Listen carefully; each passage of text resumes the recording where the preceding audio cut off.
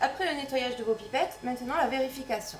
Donc, première chose, une fois que vous avez installé tout votre matériel, notez la pression atmosphérique au moment de la pesée. Donc ici, 1033 hectopascales. Et la température de la pièce de 23 degrés. Cela vous permettra d'obtenir le facteur K pour le calcul. Tout d'abord, prenez donc la pipette que vous voulez vérifier au volume maximal avec le cône correspondant à la pipette.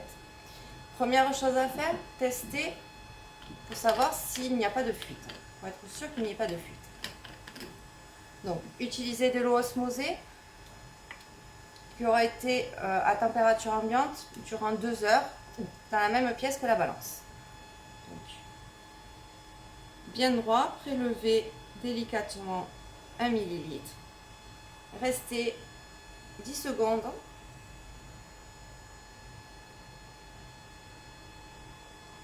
S'il n'y a pas de goutte qui sort du cône, c'est qu'il n'y a pas de fuite. En cas de fuite, il faudra redémonter la pipette et vérifier que le joint est bien graissé ou qu'il n'y ait pas de rayures sur l'embout porte-cône. Maintenant, passons à la vérification. Donc, sur la balance avec un Erlen de 100 ml, faites la tare, prélevez donc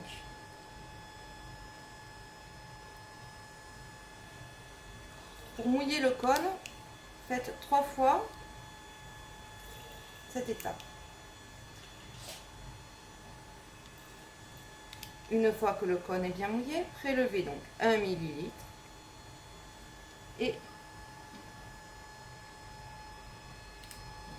notez la valeur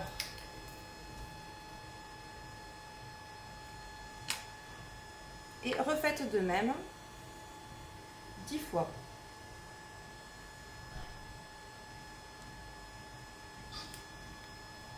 N'oubliez pas de faire la tare entre chaque valeur.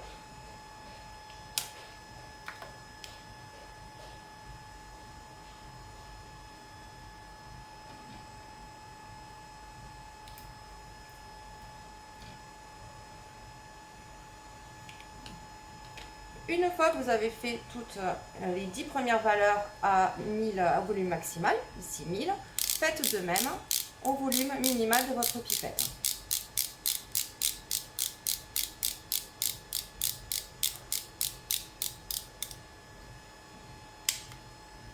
Pour ceci, prenez un cône neuf, mouillez le cône 3 fois,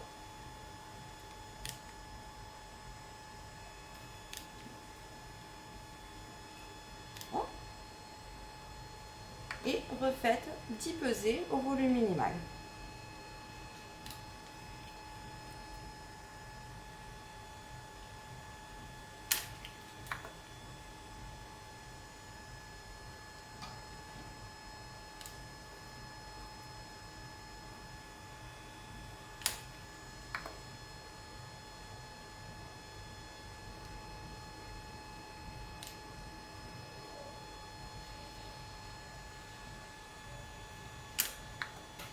Voilà, une fois que vos 10 pesées sont faites au volume maximal et minimal, il suffit de remplir le fichier Excel sur votre ordinateur.